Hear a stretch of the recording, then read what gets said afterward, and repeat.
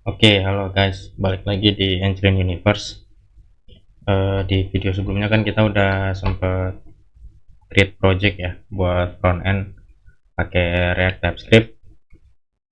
Nah, di Trello-nya juga kita udah punya beberapa list ya, yang ternyata gua ada kendala untuk bisa lanjut lagi ngodingnya setiap hari karena ada beberapa urusan. Nah, ini gue baru sempet. Oke, di momen ini eh, ada hal yang ternyata memang harus gue lakukan, itu adalah setup projectnya ya ke GitHub, sehingga di sini ada satu tambahan list, itu dimana tugas kita adalah melakukan setup projectnya ke GitHub. Jadi nanti ada tiga sebenarnya poin yang simple aja yang nanti kita bakal coba buat. Pertama, kita bakal buat repository baru, terus ada kita publish projectnya ke repo. Terus juga kita bakal setup branch-nya, jadi kita bakal ngoding nggak langsung di branch master tapi di branch development. Terus juga mungkin kita bakal coba kasih log ya, jadi kita bakal buat log dimana satu rilis baru dibuat, cuman memang itu nanti masih dalam versi alpha. Oke, kita bakal coba selesaiin ini dulu yang paling simpel, karena untuk yang ini sebenarnya bisa kita selesain, cuman di waktu sekarang kayaknya nggak mungkin kalau misalnya seandainya gua sambarin record. Oke, kita selesaiin yang gampang dulu. Kalau kita lihat dari GitHub, kita bakal bikin repo dulu. Nah, ini gue udah masuk ke GitHub organization punyanya Angelin. Jadi stepnya kita bikin project dulu. Kita bakal bikin namanya siakad. Oke, this is application management for university. Oke, kita bikin public, jadi nanti kalian bisa ambil ya kalau misalnya memang kalian butuh. Sengaja gue buat public. Oke, di sini ada beberapa perintah sebenarnya. Kalau misalnya kita buat yang belum tahu mungkin pakai git, cuma kalau udah tahu nggak apa-apa, dipercepat aja videonya. Tapi buat yang belum tahu, di sini ada perintah bahwasanya ada beberapa komen, dimana kalau misalnya kita lihat di sini ada create new repository, nah sama push existing repository atau import kode dari repository lain. Nah, untuk perintah ini adalah perintah kalau misalkan memang kalian apa bahasanya, jadi memang apa ya, si projectnya itu memang dari awal tuh emang ada gitu, misalnya memang ada gitu, cuman emang kalian lebih cocoknya itu kalau misalkan memang kalian si projectnya tuh dari awal belum ada, jadi kalian setup GitHub-nya dulu. Nah, ini bisa kalian pakai perintah ini, meskipun sebenarnya ini juga bisa. Jadi antara ini sama ini itu sebenarnya nggak ada beda, yang beda itu hanya di perintah ini ya, di perintah ini sama ada perintah commit. Jadi kalau add ini adalah eh, bikin sebuah file, ceritanya namanya readme, dia di add ke ini ya, ke git supaya nanti dia bisa di commit. Nah, ini kita bikin message-nya dari perubahan tersebut, terus kita bikin branch baru, nama branch-nya dari masternya itu adalah main. Nah, ini kita baru masukin remote-nya, baru kita bikin push-nya. Kalau yang ini kita nambahin remote-nya, terus branch-nya kita bikin apa gitu, nah baru kita push. Nah, ini cocoknya dipakai kalau misalkan sebenarnya di project kalian itu udah terkoneksi dengan Git atau GitLab lah, dan itu udah ada reponya di tempat tersebut gitu. Tapi kalian mau nambahin satu repo baru di dalam project tersebut dengan repo yang ini misalkan gitu. Nah, berarti kan nanti ujung-ujungnya repo kalian bisa ada dua, yang satu yang udah lama, yang satu adalah yang ini gitu. Nah, itu kalau kalian seperti itu case-nya, kalian bisa pakai perintah yang ini gitu. Nah, tentu kalau perintah ini juga ada beberapa syarat. yang mesti dipatuhi supaya nanti nggak bentrok. Tapi kalau misalnya memang case kalian adalah di awal project kalian memang belum ada gitnya gitu, belum connect dengan repo-nya gitu, nah kalian bisa pakai perintah ini. Nah karena kita belum ada, jadi kita bakal pakai perintah ini. Kalau kita lihat perintahnya, dibilang kita stepnya init ya. Nah ini kalau yang ini abaikan aja. Jadi ceritanya untuk yang ini adalah kita bikin perubahan di dalam file readme ceritanya. Dengan perubahannya adalah agar siakat, kira-kira gitu. Nah kan kita kan nggak mau pakai readme buat kita sendiri ya, kita pakai bawaannya aja. Nah, oleh itu ini bisa dilewatin, kita bisa langsung masuk ke git init. Oke, kita masukin git init. Oh ya, jangan lupa juga ini penting, dimana kalian melakukan inisialisasi pada folder ya. Jadi kalau di sini kan folder disiakat ya, gue bikinnya gitu. Ada dalam folder siakat ini ada dua folder lagi, ada dua project, ada yang admin projectnya, ada yang server. Nah kalau misalkan kalian initnya di dalam server foldernya gitu, contoh misalkan gue ke server, nah terus gue git init, maka yang akan masuk ke dalam repo itu hanya yang server, tapi yang adminnya nggak masuk. Nah makanya karena gue pengen masuk semua, jadi gue ada di dalam folder siakatnya, jadi langsung di siakatnya, sedangkan nanti di dalamnya ada dua. Oke, gue git init. Oke, nah setelah di git init ya, itu nanti banyak tuh perubahannya, ada sekitar 226. Oke, ada 226 perubahan. Nah lalu gue nambahin baru ya, commit, terus commit. Nah kita cek dulu. Oke, kita diminta dua ya, jadi ada dua, ada admin sama server. Oke, kita git add aja, git add titik, jadi kita add semuanya. Nah git remove change admin. Oke, kita lihat dulu apakah sebenarnya memang dia tuh udah ada ya. Oh sepertinya sudah ada.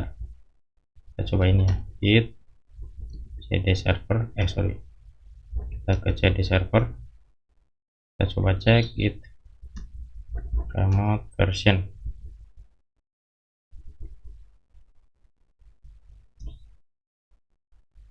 Kita coba ke web.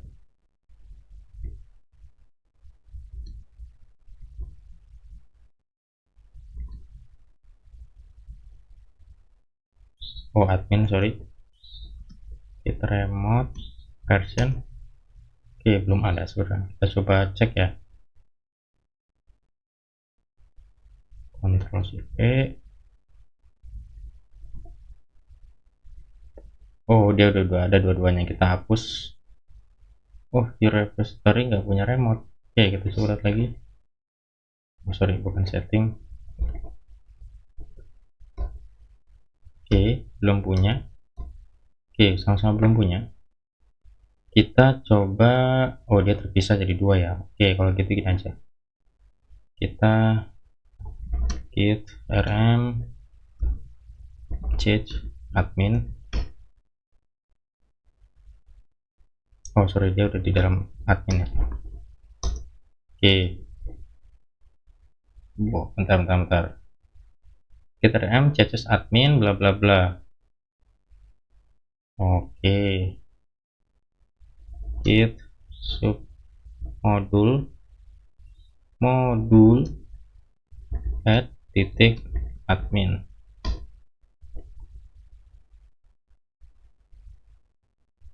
Nah kita lihat add URL. If you want to add sub module, use bla bla bla. If you add this path by mistake, you can remove from the index.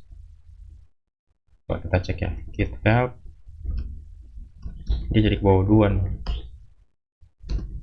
Kita cek aja langsung di foldernya aja kali ya. Ini berarti ada git yang connect ke dalam project kita. Oh iya, enggak, bukan yang ini, projectnya salah.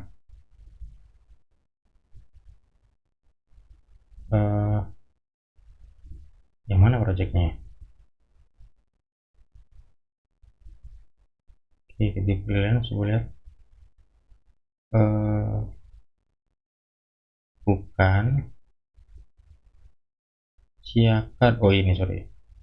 Nah ini dia udah ada gitnya nih, kita coba tutup dulu ya. Oke, kita coba bentar, di adminnya ada perubahan nih dan dia apakah ada gitnya, kita coba cek di dalam admin. Oh dia ada gitnya, pantesan dia bentrok, kita hapus. Oke, nice. Nah sip, sekarang kita bisa nambahin ya. Nah itu tadi dia, jadi ada dua git, sorry, ada dua git ya. Jadi satu di dalam admin ada gitnya, terus di luar di siakatnya ada gitnya, jadi makanya dia minta submodulnya ke admin tadi. Nah itu kadang kayak gitu, solusi paling cepat adalah kita hapus aja di folder admin, supaya di dalam folder admin yang tadi ada terdefisi gitnya itu kan dia uh, invisible sebenarnya harusnya gitu, jadi nggak kelihatan. Makanya di VS Code nggak ada titik gitnya, itu nggak ada karena dia invisible. Nah itu yang itu kita hapus biar nanti si project adminnya di folder adminnya itu nggak ada record git lagi, jadi nanti ngikutin langsung ke folder siakat. Kita tambahin git add lagi, sorry kok git titik ya, git add.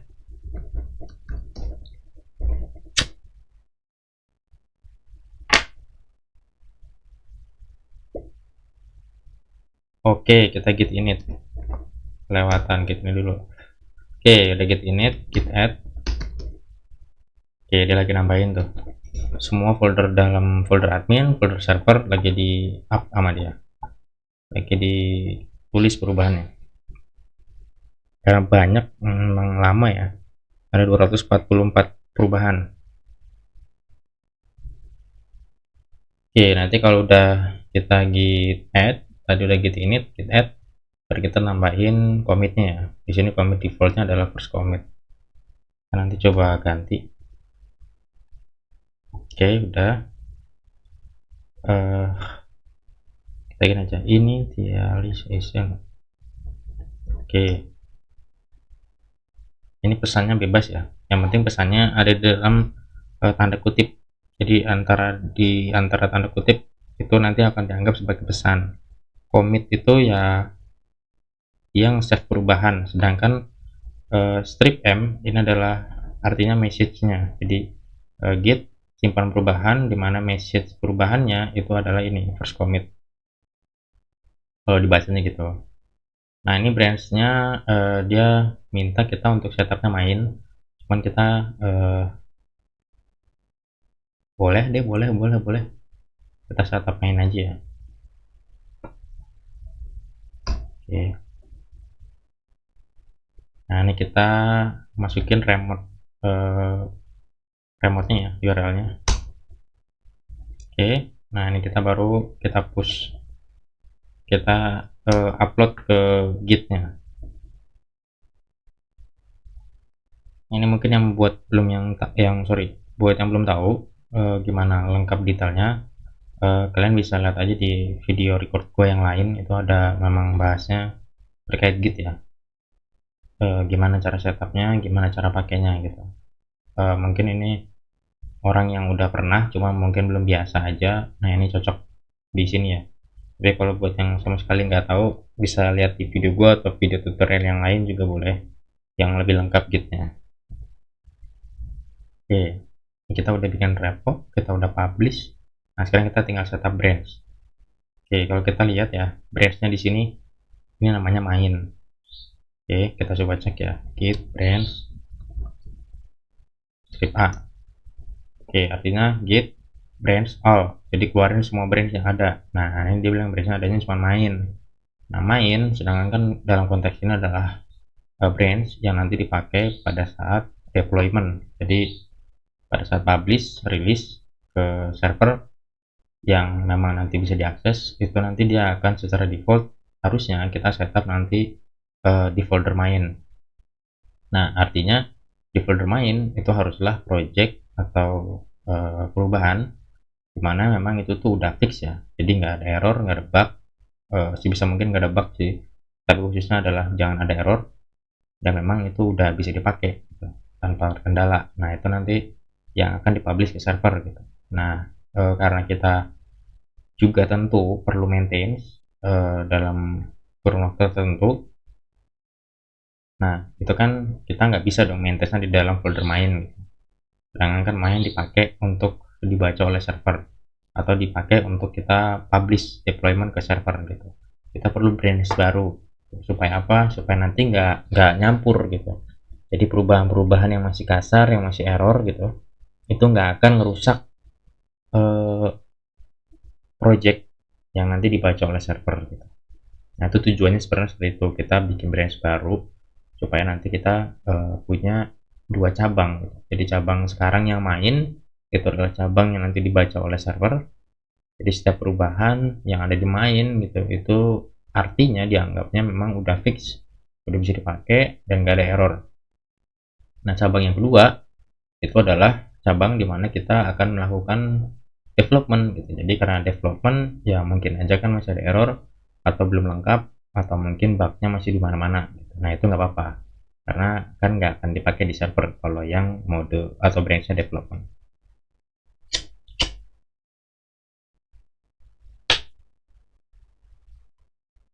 Nah oke, kita bakal bikin branch baru. Komennya di git itu adalah git branch, nama branchnya. Nah nama branchnya kita mau bikin nama branchnya adalah dev. Oke sekarang kita cek lagi. Nah sekarang ada dua, ada dev, ada main. Nah bintang ini artinya adalah tanda dimana sekarang branch kita itu lagi di mana sih gitu. Ini dikasih tanda dengan bintang dan warnanya juga hijau. Atau kalian bisa lihat di pojok kiri bawah itu di sini ada tulisan main, artinya kita branchnya di branch main. Nah kita branch main kan udah publish ya di sini. Nah ini branchnya main, oke udah dipublish. Jadi ya udah biarin aja. Tuh. Nah sekarang kita mau pakai atau kita mau development itu di branchnya dev. Gitu. Nah sedangkan kalau dilihat di sini ya branch dev itu belum ada, cuman ada branchnya tuh main doang gitu. Kenapa belum ada? Karena dev ini baru dibuat di lokal kita, sedangkan belum kita post, belum kita upload ke gitnya, sehingga di gitnya belum ada branch dev, hanya masih baru branch main. Stepnya gimana nih supaya kita bisa publish juga branch dev ke git? Tujuannya buat apa? Tentu ya kita buat menyimpan perubahan supaya project kita nggak hilang gitu. Sial-sialnya mungkin laptop rusak, laptop mati, komputer ngeblank, komputer hancur misalnya gitu, gak ada yang tahu. Makanya kita berusaha menyelamatkan sedini mungkin ya dengan apa? Dengan kita publish juga branch dev ke dalam GitHub. Nah caranya gimana? Kita pertama-tama perlu pindah dulu branchnya karena kan kita sekarang di branch main. Cara pindahnya adalah kita git switch main, git switch dev, kita pindah ke dev. Oke sekarang kita udah pindah di dev. Kalau kita lihat di titik bawah di sini udah jadi dev, tapi kita coba cek via komen. Nah sekarang kita ada di dev. Oke, yang tadi sebelumnya ada di main, sekarang kita ada di dev. Nah kalau udah gini kita tinggal git push origin dev.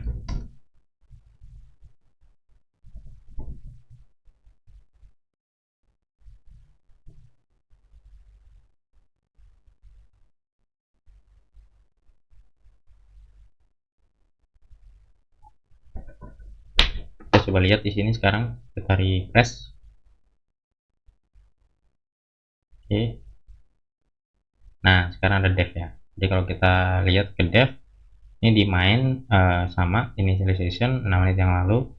Di dev ini juga sama initialization 6 menit yang lalu. Jadi kita nge-copy semua perubahan yang ada di main ke dev. Nah nextnya kita bakal bermainnya di branch dev. Jadi ketika ada perubahan kita rasa udah oke, kita bakal publish perubahan itu ke main gitu. Tapi kalau misalnya memang itu masih mode development kita gitu ya kita jangan publish ke main, kita biarin aja di dev. Kalau misalnya memang nanti ada case dimana memang projectnya gede gitu ya dan teman-teman terlibat dengan tim lain misalnya tim QA, Nah, itu tentu nanti kita mungkin aja perlu satu branch tambahan gitu. Untuk apa? Ya untuk QA. Jadi ketika dari dev itu udah beres, mau dites oleh QA gitu, sebelum pada akhirnya dipublish ke server atau ke live. Nah, QA itu narik dari branchnya milik QA gitu. Jadi dari dev nggak keganggu, QA nggak keganggu, dan server atau main juga nggak keganggu. Nah, cuma karena di sini nggak ada, jadi ya udah kita cukup dua aja. Oke, kita coba lihat lagi di sini. Berarti kan kita udah ya data branch. Oke, nah kita satu lagi sebenarnya harusnya kita new release.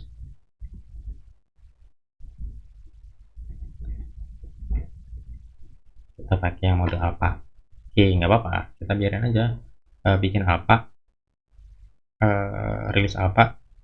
Supaya apa? Supaya kita nanti ada lognya ya. Jadi nanti pada saat di apa server atau pada saat di live, kalau kita punya beberapa rilisan gitu, nanti enak gitu. Jadi nanti si server juga dia bakal ngambil dari branch main, cuman nggak di branch main semuanya gitu.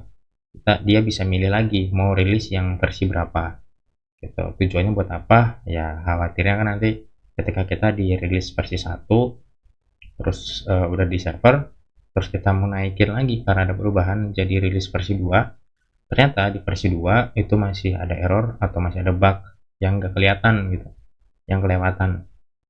Maka di server bisa antisipasi dengan menurunkan lagi versioningnya jadi versi 1 tuh. Jadi nanti secara siklus aplikasinya itu nggak akan jelek ya, jadi akan lebih tertata. Oke, kita bikin di main itu, di setting kalau nggak salah ya, di sini. Oh sorry, bukan, kita di sini ya, create new release.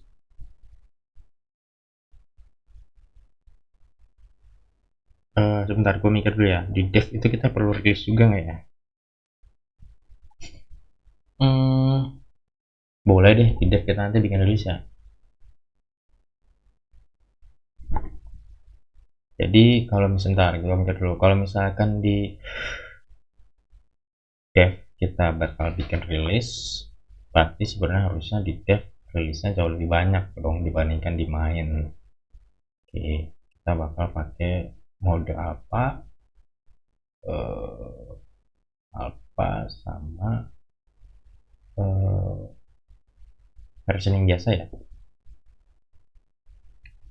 Oke, jadi nanti berarti case nya adalah kita bakal punya dua ya, jadi ada mode alpha sama mode versi 1. Oke, nggak apa-apa.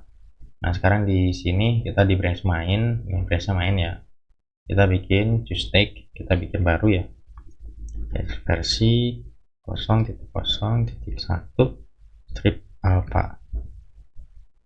Oke, kita mau bikin branchnya kayak gini aja ya, kita samain aja title-nya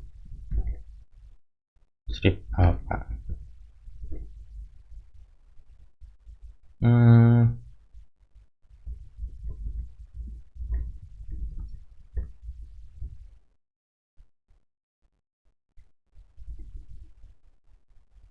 Oke. Oh, kita jangan dia pre-release ya. Gak usah deh, masih alpha soalnya. Oke, ini ada satu ya, versi 1 alpha. Kalau kita back, nanti di sini masuk ada kelihatan versi 1, ada rilis 1, versi satunya alpha. Oke, kita ganti sekarang di sebentar. Kita pergi ke branch nah,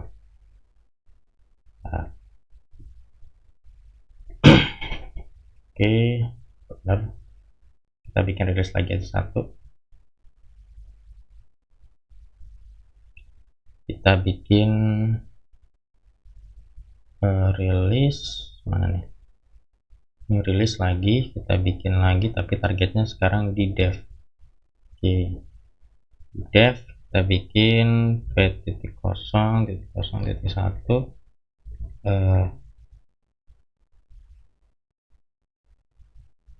Oh gini aja, jangan V1 karena ini di dev ya, kita bikinnya alpha 0.0.1. Nah gini aja.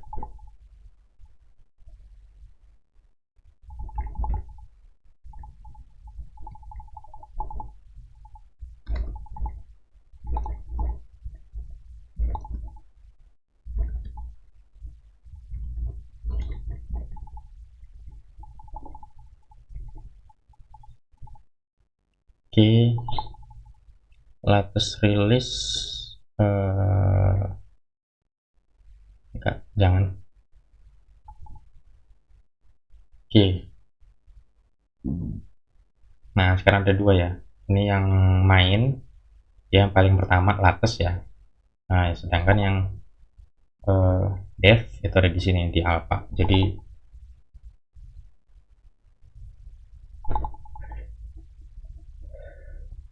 nanti kita bisa bedain ya. Sebentar. Oke, nggak apa-apa. Gini aja deh, jangan alpha ya, kita ganti aja ya, dari anti enak. Dev. Oke, dev alpha, dev v1 alpha. Oke, kita bikin baru, kita juga ganti di dev v1 alpha. Oke.